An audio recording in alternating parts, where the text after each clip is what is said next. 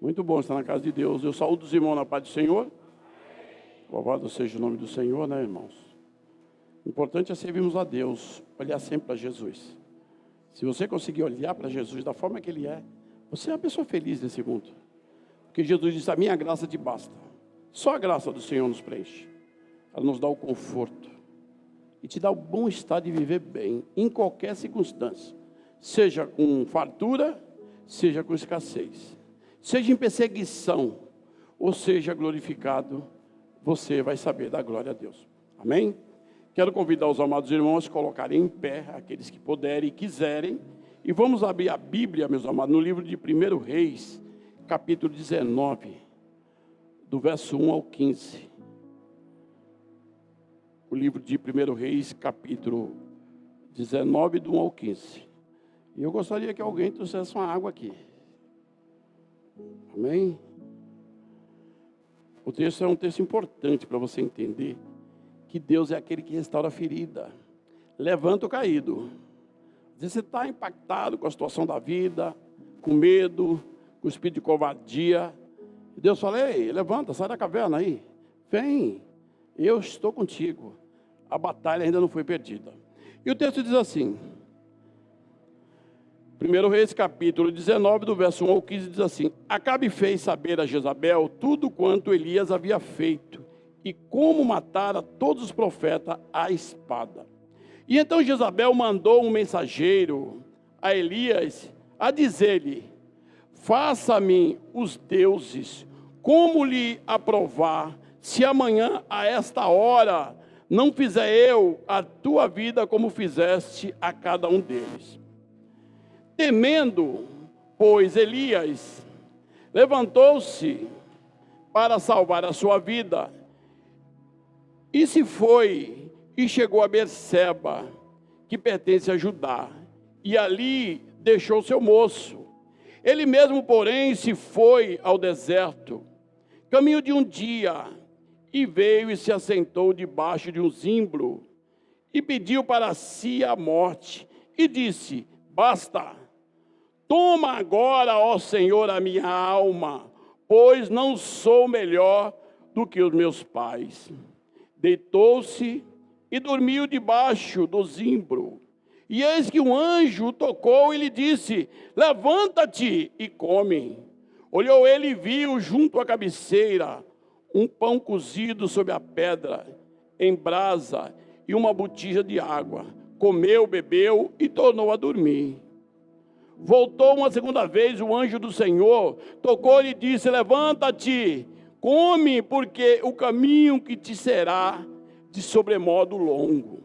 Levantou-se, pois, comeu, bebeu, e com a força daquela comida caminhou 40 dias e 40 noites até o Horebe, o monte de Deus.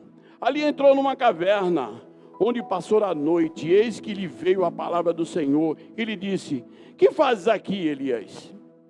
Ele respondeu, tenho sido zeloso pelo Senhor, o Deus dos exércitos, porque os filhos de Israel deixaram a tua aliança, derribaram os teus altares e mataram os teus profetas à espada. E eu fiquei só e procura tirar minha vida. Disse-lhe Deus, sai, põe-te neste monte perante o Senhor. E eis que passava o Senhor, e um grande e forte vento fendia os montes e despedaçava as penhas diante do Senhor. Porém o Senhor não estava no vento. Depois do vento, um terremoto, mas o Senhor não estava no terremoto. Depois do terremoto, um fogo, mas o Senhor não estava no fogo. E depois do fogo, um cício tranquilo e suave. Ouvindo Elias, envolveu o rosto no seu manto, e saindo, pôs-se à entrada da caverna.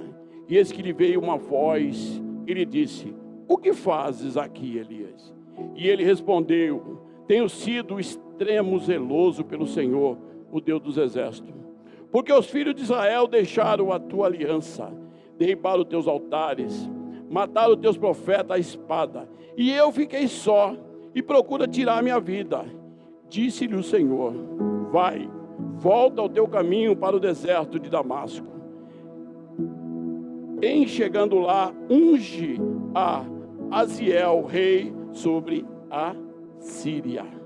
Amém, irmãos? Podem sentar. Esse texto,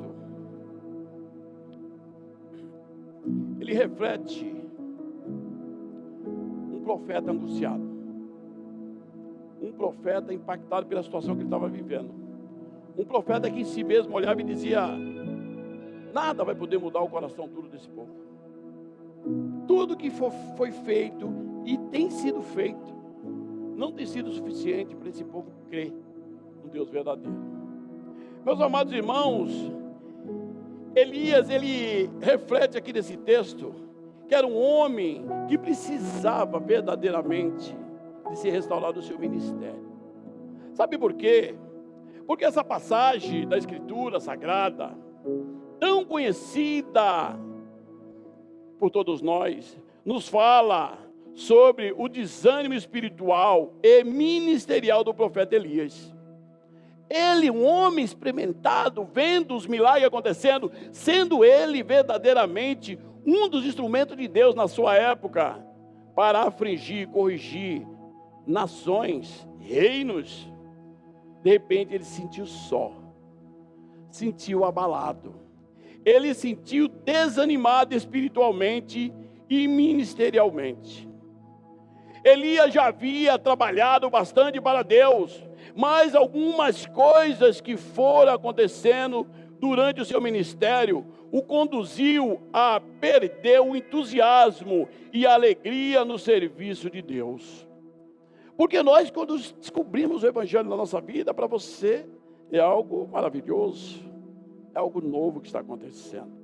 A sua expectativa com Deus é a melhor possível, porque você, no seu primeiro amor, você tem essa expectativa que a partir de agora o seu caminho será flores, não haverá espinho, porque você confia. Mas Jesus disse: olha, você está no mundo. A oração dele ali em João capítulo 17 diz: Pai, eu te peço que não os tire do mundo, eu peço que o livre do mal. Então Jesus, ele fala que ele quer que estejamos aqui sim, mas que você tenha a convicção de que o mal não será maior do que a proteção de Deus na sua vida. Elias, irmão, ele ficou tão deprimido que correu para o deserto ao sul de Beceba e ali caiu desfalecido sob o zimbro e em profundo desânimo pediu para si a morte. Ele diz aqui no verso 4, ele mesmo, porém, se foi ao deserto, caminho de um dia, e veio e se assentou debaixo de um zimbro e pediu para si a morte. E ele disse: basta, toma agora, Senhor, a minha alma, pois não sou melhor do que os meus pais. Ele estava esfarecido. Tem vezes na sua vida que você fala: meu Deus, acho que não adianta. A gente perde a confiança no poder de Deus de transformar a vida, porque você atribui essa obra a você mesmo. Eu estou fazendo, e se eu estou fazendo, eu preciso ter o resultado. Mas o resultado, ele não é na sua expectativa, mas na de Deus. Você só tem que confiar em Deus. Você só tem que saber que o Senhor está no centro e Ele está verdadeiramente movendo toda a situação em volta de você, para que Ele venha a ser glorificado, mesmo que seja com morte ou com enfermidade. Deus é glorificado. Para Elias, o serviço de Deus perdeu a alegria, o prazer e a satisfação. Quando você está magoado espiritualmente, irmão, você vai para a caverna. Continua crente, sim, mas não vai fazer mais nada. O diabo gosta disso, ele vai bater muita palma para você, ele vai te exaltar, porque Deus te colocou com um dom, e você está escondendo isso numa caverna. Já pensou? Quem escondia coisa em caverna era no tempo lá, daqueles piratas que roubavam e escondia nas cavernas, morria e nunca achava o tesouro escondido. A Bíblia diz que o nosso dom são tesouros de Deus para você. Você não deve esconder isso, porque o Senhor vai cobrar de você. Elias, ele ficou frustrado. Elias, ele é o retrato de muitos irmãos, líderes cristãos, que também perderam o entusiasmo de trabalhar na seara do mestre.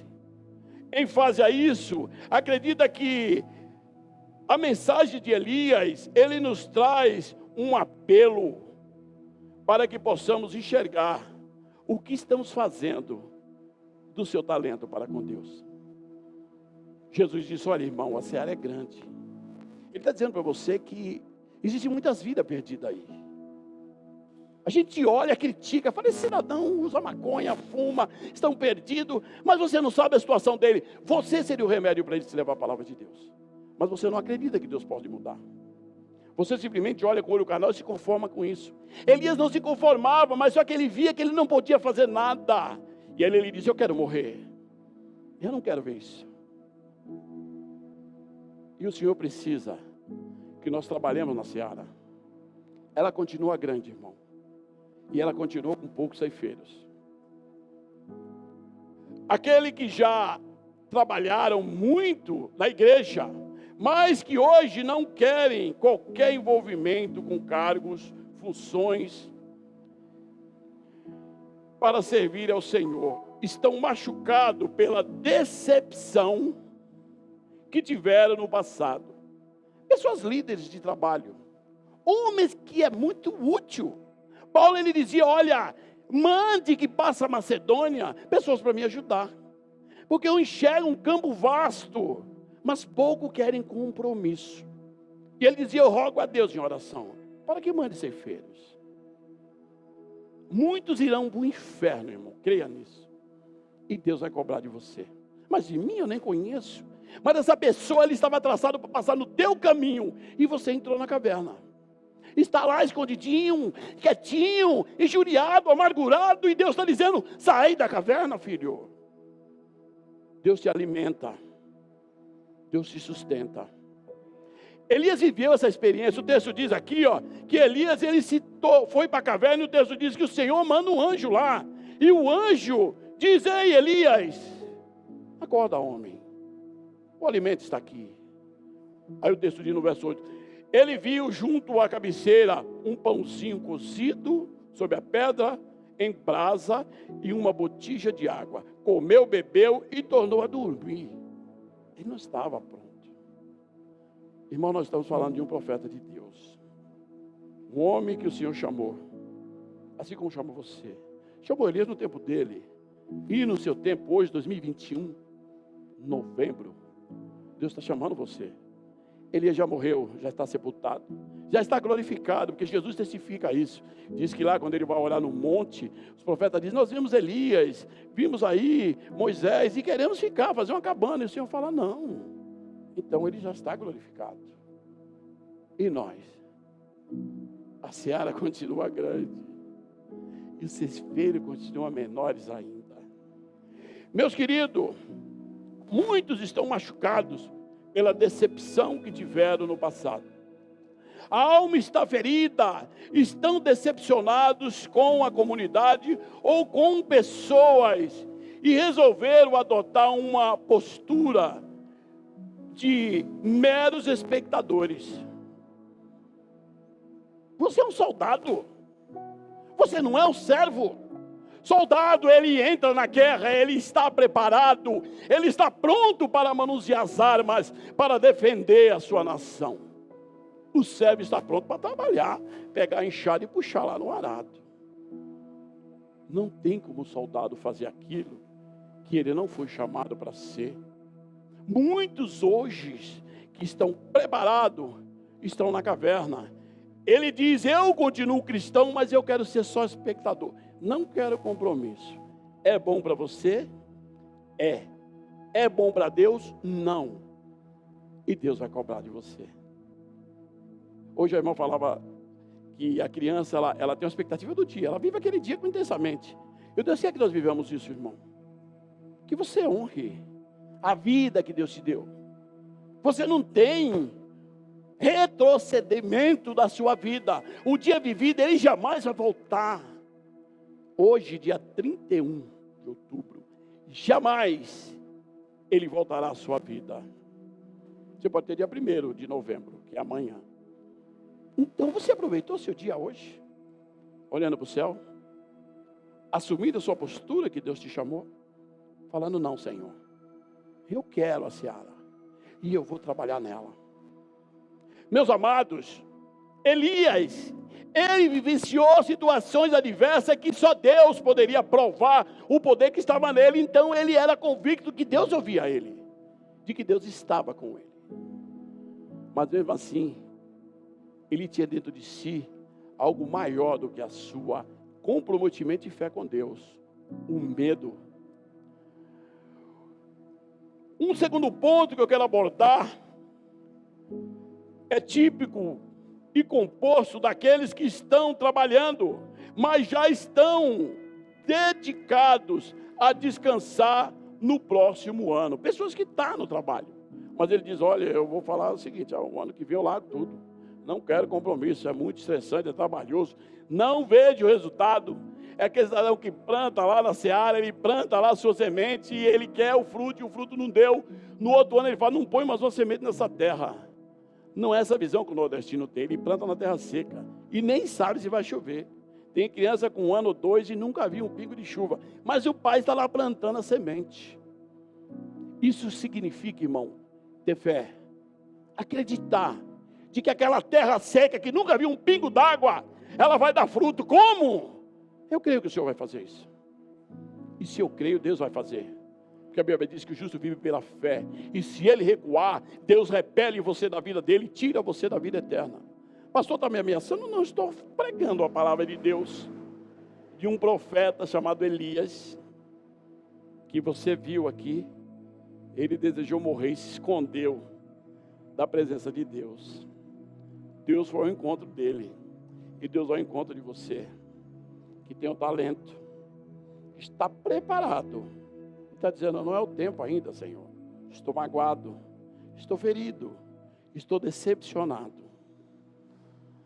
Terceiro ponto, sobre aqueles que estão trabalhando, mas ele está ativamente trabalhando, mas hoje na igreja, mas só não desistiu ainda porque sabe que não terão ninguém para substituí-lo. Eu vivi isso, irmão. Eu assumi um trabalho na outra igreja, não como pastor. Eu esperava, na minha expectativa, resultados físicos. Eu plantava, eu colocava semente, regava, estava lá e não dava nada. E eu falava: assim que eu terminar esse ano, eu entrego esse cargo. Eu entrego. Porque não tem ninguém para me substituir agora, então eu tenho que marchar. Deus não quer pessoas assim. Deus quer pessoa que acredite em milagres, que tenha fé maior do que a sua expectativa, de que ele enxergue o que ninguém vê. É desse que Deus procura. Esses são os verdadeiros adoradores. A pergunta que eu deixo para nós hoje: o que podemos aprender com o desânimo ministerial de Elias? Está claro aqui. Quais os principais ou princípios que devemos ter em mente e quais poderão restaurar o ministério ferido que existe dentro de você, da sua igreja? A gente passa por diversidade, eu sou pastor, e a gente é frente a recebe lutas, batalhas. Toda vez eu vou para minha casa, eu oro a Deus e peço a Deus que acalme meu coração, que não permita que eu venha olhar com olho carnal aquilo que é físico, porque eu tenho obrigação como homem de Deus, e você também, de enxergar o espiritual, não o físico, porque a Bíblia diz que a carne, ela luta contra a carne, o espírito contra o espírito. Então nós temos uma batalha interna. Quem é espiritual, ele enxerga espiritual. Quem é carnal, enxerga carnal. Jesus fala para Nicodemos: olha, aquele que não é nascido da carne e do espírito não pode herdar o reino de Deus. Quem é da carne é carne, e quem é do espírito é espírito. Elias aqui, ele enxergava na carne. Nesse momento, sim. Ele havia feito proezas, irmãos. Eu vou chegar lá. Mas ele sentia uma palavra só.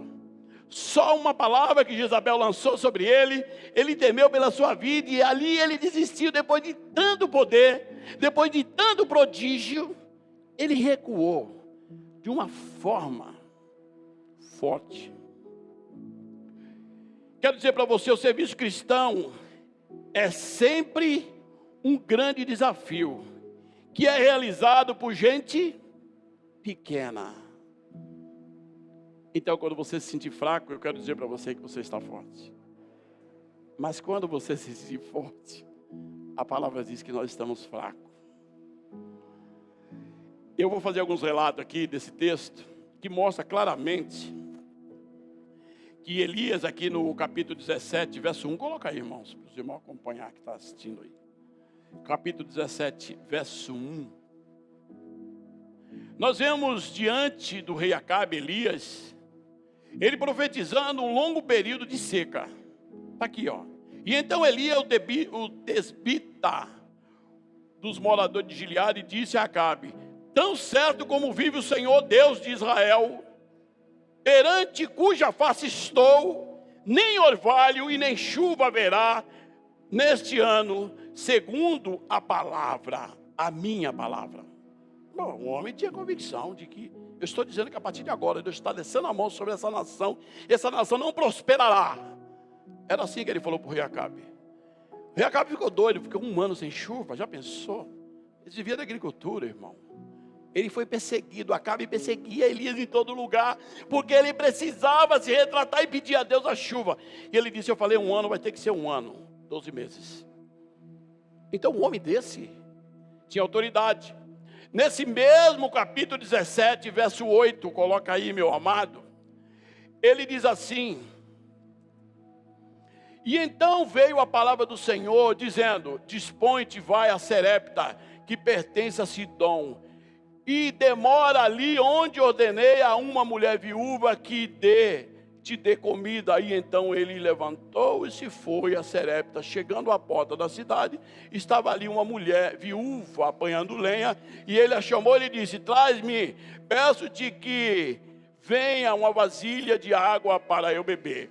Elias, meus amados, ele estava em Serepta orando sobre um cadáver, o filho da viúva, pedindo que lhe devolvesse a vida, porque essa mesma viúva tem um filho, esse filho morre, e ela diz: olha, você veio trazer desgraça na minha vida.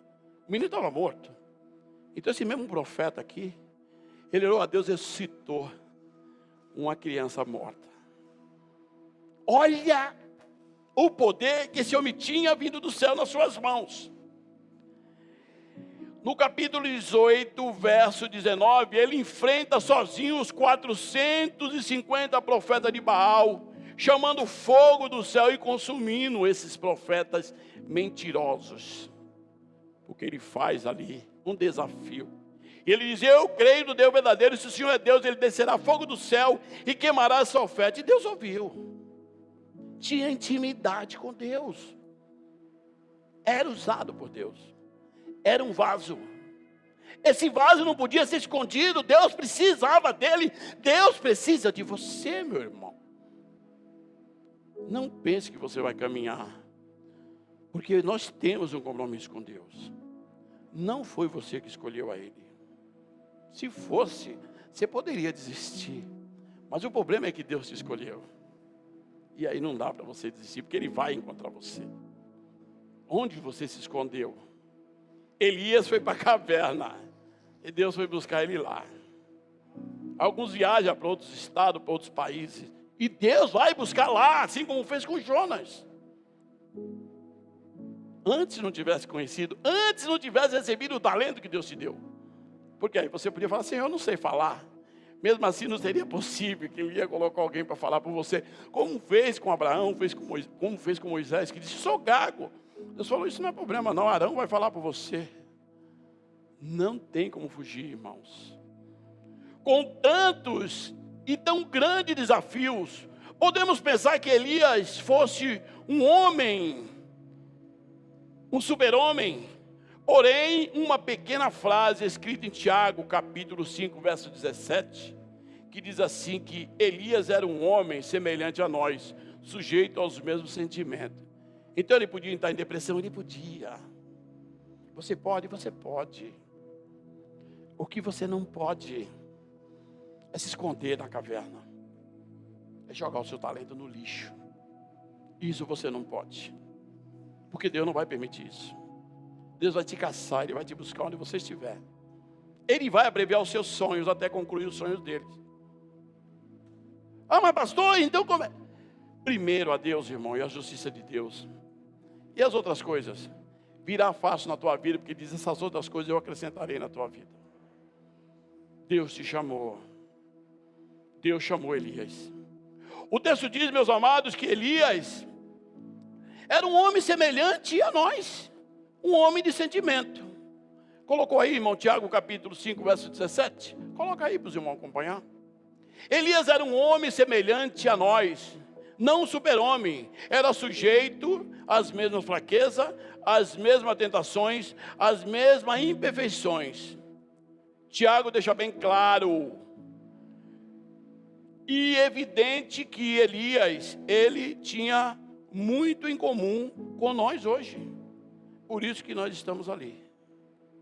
Por isso que eu posso dizer para você com toda a convicção, Deus está procurando você.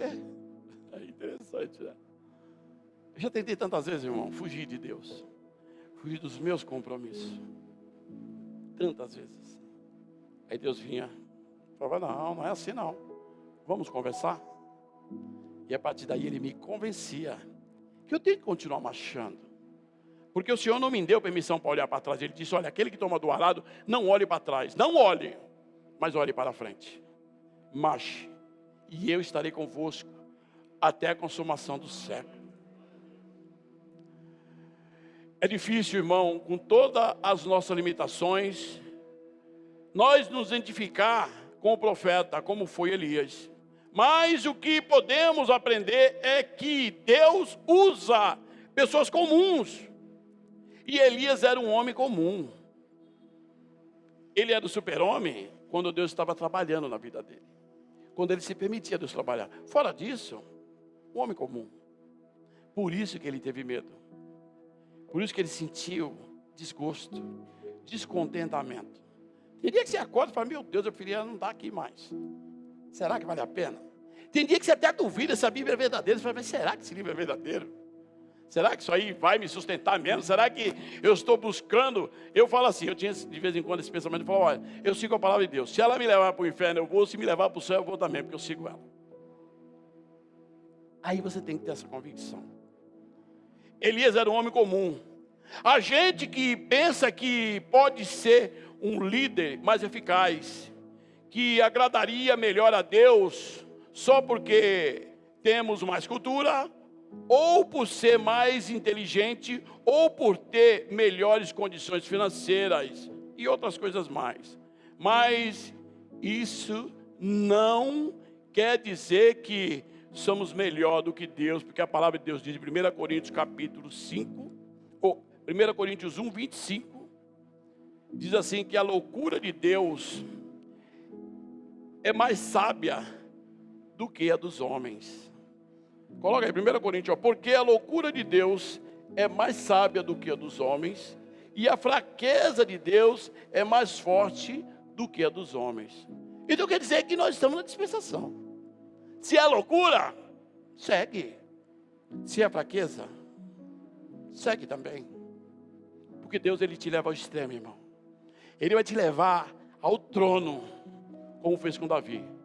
Mas ele também vai te levar à miséria, como ele fazia com o povo quando estava distante dele. Esses extremos, é Deus quem conduz na sua vida. Nem sempre quando você está lá embaixo, é para que você reconheça que Deus está em cima. Mas quando você está em cima, é para que você reconheça que Deus está com você em soberania, que você está agradando a Deus. Elias precisava sentir isso.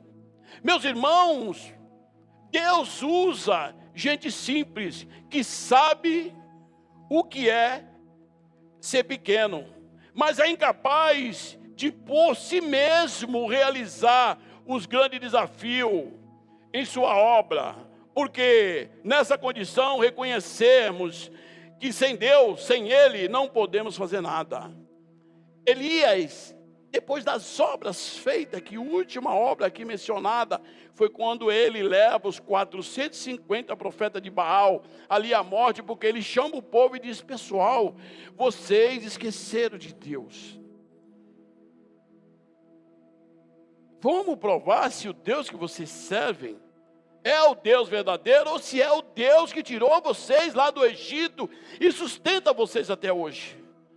E aí ele faz ali o desafio. E o povo diz, olha, só o Senhor é Deus. E com essa palavra ele disse, agora eu tenho uma nação. Mas só foi aquele momento, irmão. O povo estava com o coração voltado aos seus compromissos.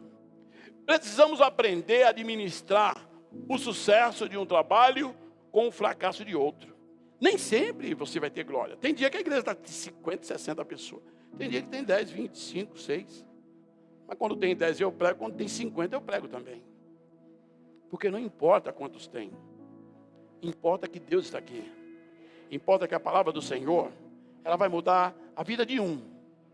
Isso já me basta. Se Deus mudar a vida de um, estou feliz.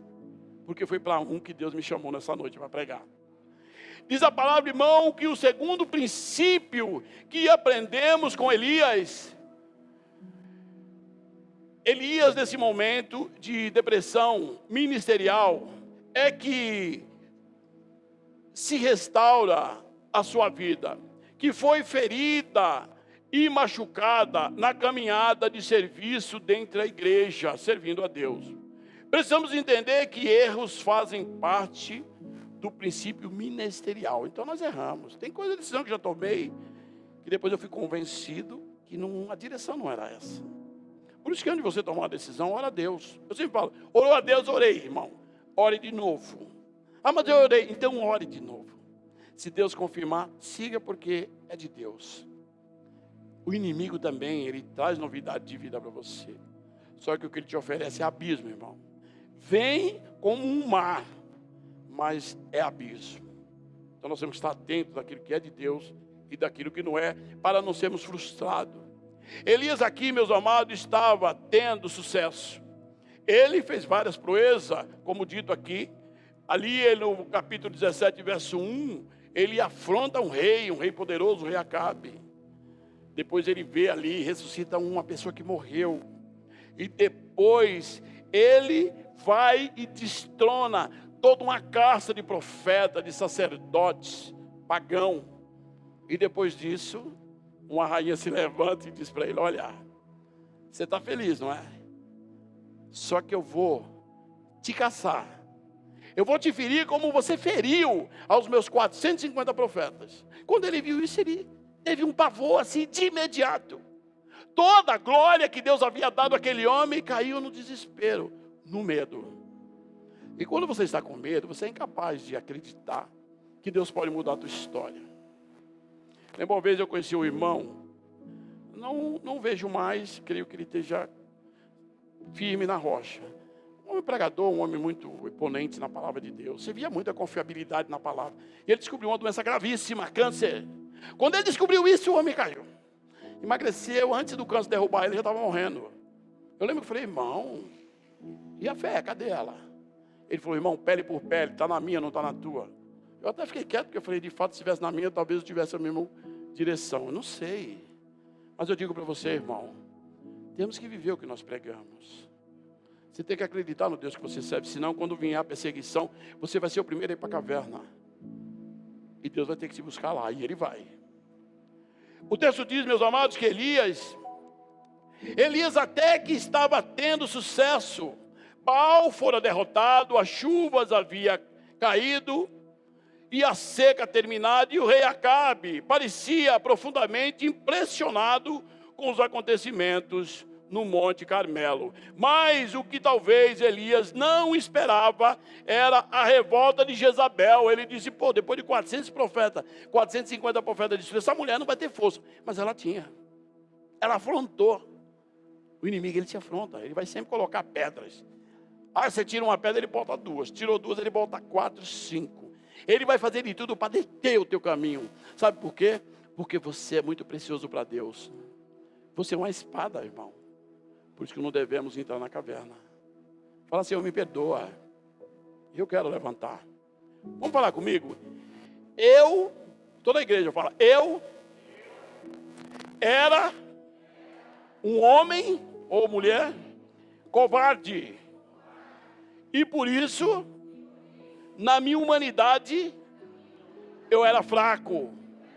Mas Deus me levantou. Porque Ele é Deus. Quem levanta o homem é Deus. E Ele levanta você em secreto. Você vai para a oração e fala, Senhor, eu preciso de ajuda. Eu preciso de ajuda. Eu oro muitas vezes assim, irmão. Falo, Senhor, eu preciso de ajuda. Não estou pedindo ajuda para você, nem para você. Estou pedindo para Deus. Aí Deus, Ele vai ouvir minha oração lá em cima. Aí Ele vai chegar em você aqui. Falar, o pastor precisa de ajuda. O meu pastor precisa de ajuda. E você se levanta. Pastor, eu decidi te ajudar. Eu sei que a resposta é de Deus. Porque eu orei para Ele. Eu orei lá em secreto para Ele. Eu nem falei com você. E Deus falou com você. E se chama, irmãos, Deus ouve as orações. Por isso que quando nós estamos fracos, aí o Senhor diz, você está forte, porque você vai orar mais, você vai buscar mais, você não vai permitir que o diabo entre no teu coração e mude a expectativa que eu construí dentro de você. Porque eu tenho planos para você. Eu tenho planos, diz o Senhor. Elias, irmão, aí com a caçada de Jezabel, a rainha mandou o mensageiro dizer a Elias, no capítulo 19, verso 2, ela chega e diz assim, olha, partiu, pois, Elias e apresentar-se a Acabe. 19:2, diz assim, e então Jezabel mandou um mensageiro a Elias dizer-lhe, faça-me os deuses como lhe aprouver, se amanhã a esta hora não fizer a tua vida como fizesse a cada um deles, dos meus profetas. Ele falou, eu tenho que fugir, essa mulher vai me matar. Diz o texto que rapidinho ele pegou o seu moço, leva o moço até a cidade dele, fica aí e eu vou vazar, porque eu vou morrer. E ele conhecia a ferocidade de Jezabel. E às vezes você não conhece a ferocidade do diabo. Você está brincando. Mas a Bíblia diz que ele é um leão e ele está ao derredor, esperando só uma brecha. Está esperando só você pôr a cara fora da caverna para ele crau. Então, ou você fica lá, ou você espera Deus passar. Porque Ele vai passar. Deus vai passar. Elias ficou atônico. Repentinamente caiu em desânimo novamente. Algumas horas antes estava provando o sucesso das vitórias até então conquistada. Mas depois teve medo, decepção e fuga. A fuga era algo inevitável. E trazia para ele uma segurança, quer dizer, eu vou fugir. Aquela criança que está com medo de fantasma, de bicho, sei lá, e ele pega o cobertor, coloca na cabeça e fala, estou seguro. Aonde? Aonde você está seguro dos olhos do Senhor?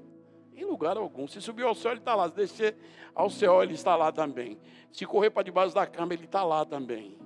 Então não tem como, é melhor você olhar e falar, Deus, eu estou aqui. Me perdoa, eu quero. Usa a mim, porque eu estou pronto. E deixa Deus trabalhar, irmão. Nossa vida aqui é momentânea. Você pode até gozar de idade, eu tenho 20, tenho 30, tenho 15, mas vai chegar aos 50, 60, 70, se não for embargado no meio do teu caminho. O dia de amanhã passou, você só tem o dia de hoje.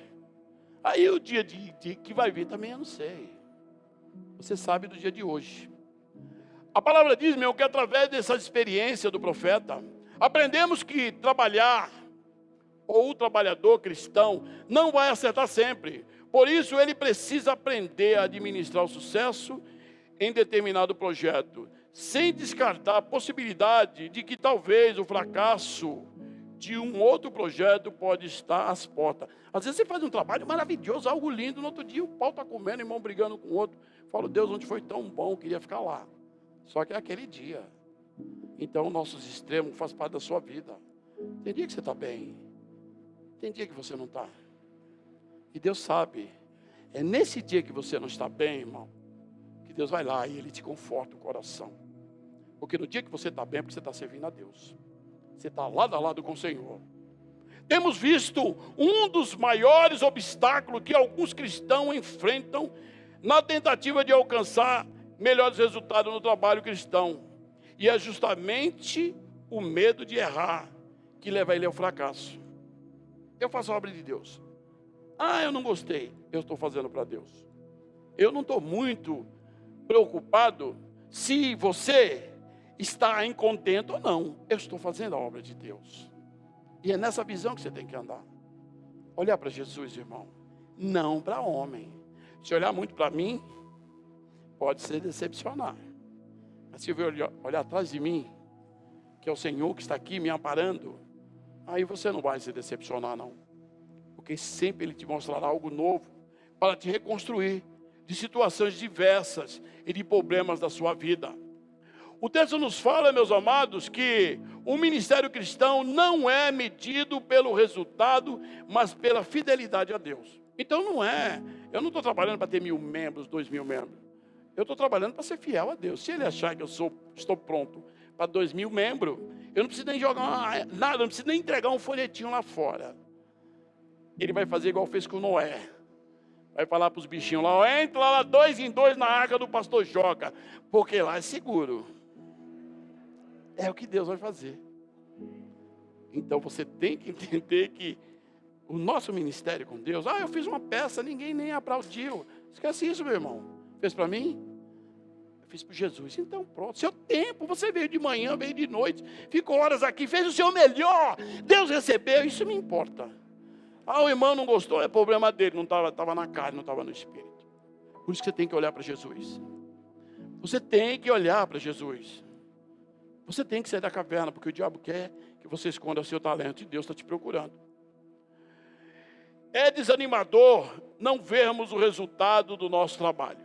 E eu pensava assim, às vezes eu falava, Deus, eu prego todo dia, prego todo domingo e está lá, os irmãos não querem saber, não vêm, uns falam que eu sou chato, outros falam que eu falo demais, e eu, o que eu faço, Deus? Deus falou, continua pregando. Você vai aprendendo, irmãos, que o seu foco é o Senhor. A palavra diz, Salmo 133, que o Senhor, Ele abençoa o profeta. Vem sobre a cabeça, e desce sobre a barba e as orlas, e todos são abençoados. Eu falava hoje com uma jovenzinha, eu falava, olha, você tem que estar do lado de quem está sendo abençoado, porque você vai compartilhar da bênção dele. Você vai comer com ele. Quem está amaldiçoado pula fora, meu irmão, que é abismo. Tu vai dançar. Mas se ele está sendo abençoado, cola nele. Segura na capa dele, para que você tenha a porção dobrada. E Deus te dá. Deus te dá. Põe a mão na capa e fala, Senhor, eu quero ser maior do que o irmão pastor Joca, porque eu quero pregar mais, eu quero evangelizar mais. Oh, meu Deus. Deus fala, pastor, pega o cajado e senta. Eu levantei aí um outro profeta, o Samuel, para assumir. E esse Samuel iria abençoar. E ele irá arrebanhar muitos. E é você que está escondendo o seu talentinho, está lá na caverna, e Deus está batendo lá. E vai levar alimento para você lá, o anjo vai levar, você vai comer e vai se fortalecer. E aí você vai falar assim, eu estou pronto, vou para a batalha. Quero dizer para você, meus amados, que Elias sentiu-se extremamente deprimido, porque depois de tudo o que ele passou, de ter terminado o seu ministério debaixo de uma árvore, fugindo de uma mulher, isso é desanimador, porque o texto mostra isso. Ele disse, eu quero morrer. Foi lá para debaixo de um zimbro, que é uma árvore, e depois o anjo vai lá e fala, rapaz, anima-te, e come, se fortalece, anda 40 dias e chega ainda deprimido, cai dentro de uma caverna e fala, daqui eu não saio, aqui vai ser minha sepultura. Deus teve que ir lá. Tem lugar, irmão, que Deus tem que tirar você. Você está tão perdido, tão afundado nas suas convicções carnal, que Deus precisa ir lá, e Ele vai. Vai. Sabe por que Ele vai? Porque Ele te chamou. Ele te escolheu. Ele não escolhe bode. Ele escolhe ovelha. Ele conhece o que é ovelha e o que é bode. Tem bode que está com capa de ovelha, roupa de ovelha, pelo de ovelha, mas é bode, o Senhor conhece. Eu às vezes não, mas o Senhor conhece. Mas Ele diz lá em João 10 que Ele conhece as ovelhas conhecem Ele. E Ele chama ela pelo nome. Ele não chamou Elias pelo nome, ele disse Elias, o texto diz assim, ali na caverna, onde passou a noite, eis que lhe veio a palavra do Senhor, ele disse, o que fazes aqui, Elias? Era Deus lá. Elias, o que tu está fazendo aqui? Não é aqui que tu tem que estar, filho. É lá, a obra não terminou. Existe um rei que você precisa ungir e tronar, porque esse rei vai fazer uma diferença para o meu povo. A obra que Deus te deu, irmão, ela tem que ser concluída. Não adianta você correr dela. Às vezes eu falo, Deus, eu não queria. Às vezes eu falo, Senhor, eu queria descansar um pouco mais, viajar um pouco mais. Dar mais um tempo para a esposa aí que sofre. Mas Deus fala, vai chegar o tempo. E eu estou esperando esse tempo. Porque é isso que Deus fala. E eu falo, Senhor, eu estou precisando, já estou orando, irmão, creia. Levanta aí um homem que fala, Senhor, estou pronto. Aí o Senhor vai falar, pastor Joca, agora é a hora de você jubilar, descansar. E aí eu estou levantando um outro varão, para melhor. E a gente, para isso, tem que orar a Deus. Diz o texto, meus amados, eu estou terminando o sermão, que para restaurar um ministério ferido e cansado, precisamos ter em mente que não podemos avaliar o quanto nosso trabalho está sendo ou não abençoado pelos resultados. Fala, Deus, eu preguei, ninguém aceitou Jesus. Eu não preciso desse resultado não, irmão. Eu não preciso disso. Eu só preciso que o Senhor mostre que a palavra dele é uma espada de dois gumes. E ela está chegando no coração. Nós precisamos, não pelos resultados, mas pela nossa fidelidade a Deus. E eu digo para você, eu procuro viver isso. Eu estou aqui pregando, mas eu me preparei para isso. Orei, fiz algumas abstinências da minha vida física, para chegar no altar do Senhor e pregar a palavra do Senhor. É para todos, sim. Todos vão receber? Não sei, gostaria que fosse. Mas se iam receber, já saiu daqui jubilado. Deus, irmãos, Ele é que prega a mensagem correta.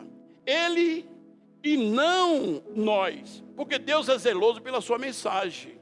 Ele declara que quando nós obstemos de pregar a verdade, Ele diz que é anátema. Como nós ouvimos hoje pela manhã aqui, e eu falei, eu preparei um texto que tem tudo a ver com o que nós aprendemos aqui pela manhã. Que Deus, irmão, a palavra do Senhor, ela é objetiva, ela tem um objetivo. Se Deus está me trazendo essa mensagem hoje de Elias, é porque Ele tem um objetivo aqui na igreja, ou com você que está me assistindo. Escondeu o talentinho, está correndo da presença de Deus. Não adianta ir para Tarsis, para Nínive, não adianta. Se Deus te chamou, Ele vai buscar você na caverna. Ele vai buscar, acredite nisso. Por isso, meus amados, o resultado do trabalho constituído por Deus é a produção e frutos, porque o resultado obtido é do Espírito Santo. Muitas pessoas têm aceitado Jesus, pessoas pela live, pessoas que vêm à igreja e falam, eu entendi essa palavra e Deus está mudando meu coração.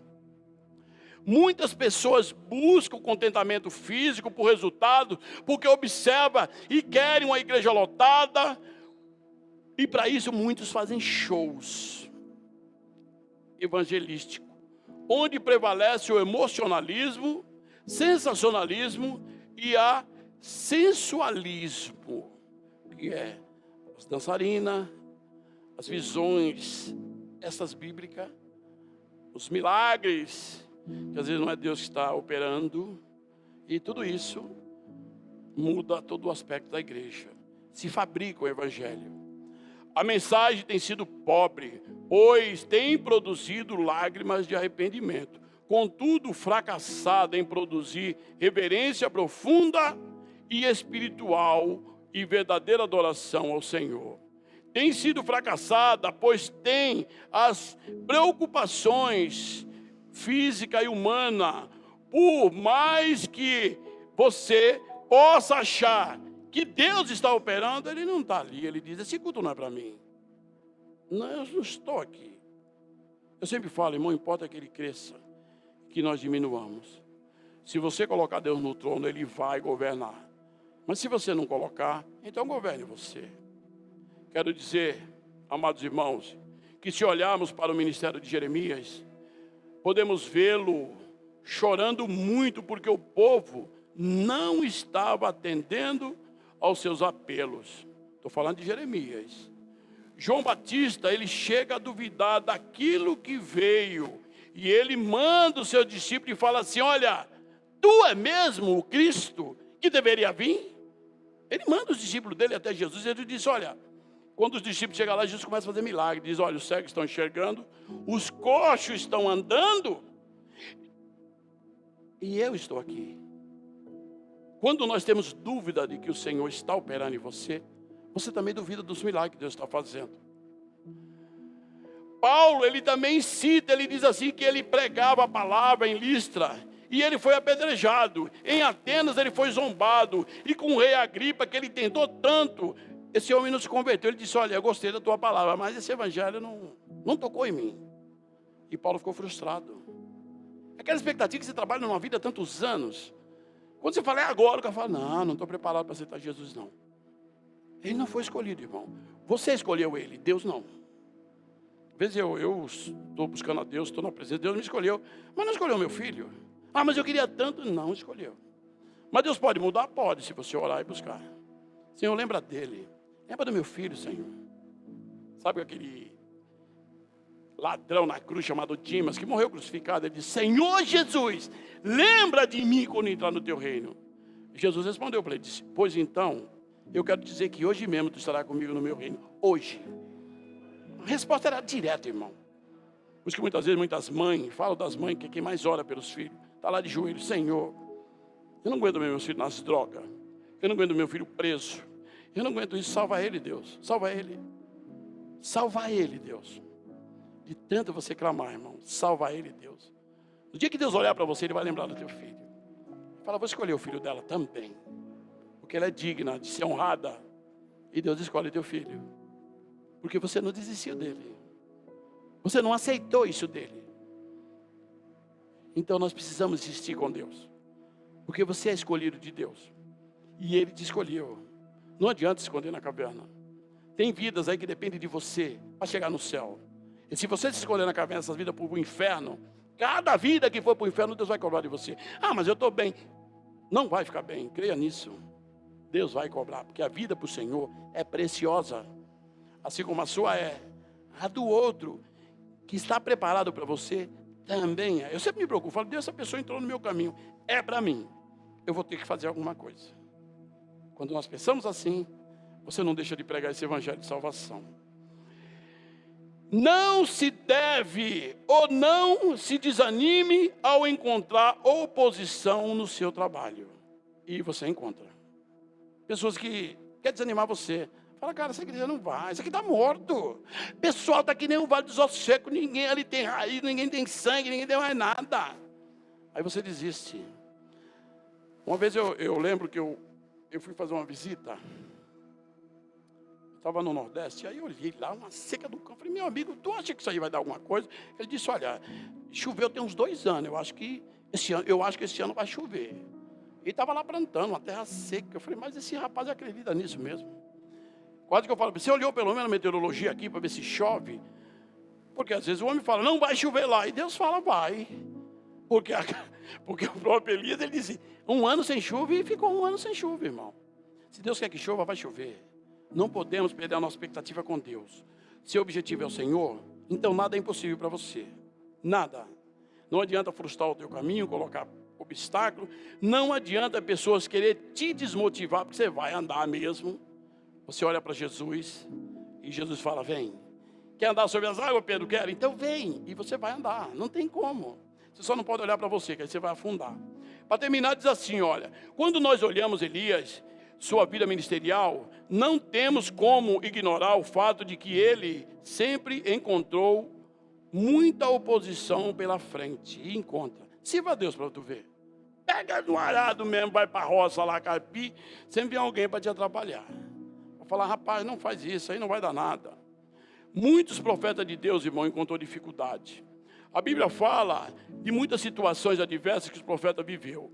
Diz aqui, meus amados, que o Senhor, Ele está sempre à frente daqueles que não olham para trás. A fé, ela te impulsiona a você não olhar as dificuldades, porque você anda pela fé, não por vista. Você é cego. Cego, se tiver um abismo, ele não bater a bengala lá, ele vai cair lá, meu irmão. No passado não usava bengala. Então você tem que andar como? Eu olho para Jesus. Por mais que as pessoas entrem no teu caminho dizendo que não. Paulo, em 1 Coríntios 16, verso 9, falando sobre o seu projeto, né? Ele, lá em Éfeso, ele afirma, uma porta grande e oportuna para trabalhar se me abriu, mas há muitos adversários. Ele disse, olha, o evangelho aqui vai ser uma bênção, mas ele viu que tinha gente pagã ali e estava pronto a matar ele. Aí você vai seguir ou não? Deus vai preparar você para prosseguir. E nós podemos, irmão, aprender com Paulo. Diz o texto que a presença da oposição não significa que não devemos ou devemos desviar da vontade de Deus. Por mais que você encontre barreira, irmão, persista. Como tem um ditado que diz, água mole em pedra duro, o que acontece? Olha aí, ela vai furar a pedra mesmo. Vai, meu irmão. É alguém molinha. Tuque, a pedra, que é uma rocha, ela vai ter que abrir. Todo dia está lá. Deus trabalha assim, irmão. Não desiste, não. Fala, Deus, eu trabalho para você. Eu trabalho para você. E eu vou fazer o meu trabalho. Neemias, ele decidiu construir os muros, irmão. O que ele mais encontrou foi barreiras. No capítulo 4 do livro de Neemias, obtivemos informação de que Neemias decidiu construir um muro que estava em ruínas. A oposição crescia à medida que a obra avançava. Então, o pessoal via e falava, esse muro é furado, isso não vai rolar. Mas ele falava, vai. Vai. Deus falou comigo, vai acontecer. Não podemos desistir da nossa expectativa com Deus. Estou fechando o sermão dizendo, Elias tinha razão para ficar desanimado com seu ministério. E as razões dele podem ser as nossas também. A gente temos dificuldades, sim. Mas desânimo não. Foi no Monte Horebe, na presença de Deus, que Elias recomeçou seu ministério com um novo deslumbre do Senhor. Um reconhecimento e que Deus ainda estava ao seu lado. Ele olhou e falou, então peraí, Jezabel não vai poder me fazer nada. Deus está comigo, falou comigo. Por isso que ele saiu da caverna, irmão. Se sentir seguro de novo. E Deus quer que você se sinta seguro. Longe do Senhor é tua desgraça, irmão, creia. Longe de Deus é tua ruína. Mas não chegou ainda, mas está vindo. Então você levante, se alimente com o maná, que é a palavra de Deus. Sai da caverna e vamos passear. Que a sua obra está esperando você para cumprir. E eu fecho dizendo, assim como foi com Elias, Deus quer restaurar a nossa vida ministerial, sarar nossas feridas, tirar o nosso cansaço. Ele nos dá vigor para caminhar para o monte da oração e deixar que a voz do Senhor nos sare e nos salve. E que possamos sair da caverna e buscar a obedecer e a fazer a vontade do Senhor. Levantando da caverna, podemos dizer que o Senhor é conosco. E com Deus, somos mais que vencedores. Deixe essa palavra para você como incentivo.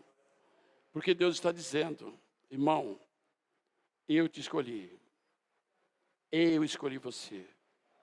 E eu estou vendo você se escondendo de mim. E eu estou dizendo para você, sai da caverna. Porque a sua obra está parada. Mas não tem ninguém trabalhando nela. Nossa, ela é sua, não é minha. Eu estou na minha. E você precisa estar na sua. Porque existem pessoas no seu caminho que verdadeiramente você precisa alcançar elas. E eu penso assim, porque quando eu casei com a Silvia, eu e ela, eu jamais tive expectativa de ter 3 filhos. Nunca tive. Eu queria um casal, falar um menino e uma menina. Esse era o meu pensamento. Mas o de Deus era outro. Não era menina, mas era 3 filhos e não era 2 filhos. Então eu e ela tínhamos sonhos, eu sozinho o meu e ela juntamos. Então Deus constrói a sua vida, não é você que constrói. Do homem é preparação do coração, mas quem dirige os passos é Deus. Então Elias ir para a caverna era inadmissível. Ele precisava ir passear. E nós precisamos passear. Que Deus abençoe a você em nome de Senhor Jesus. Louvado seja o nome do Senhor.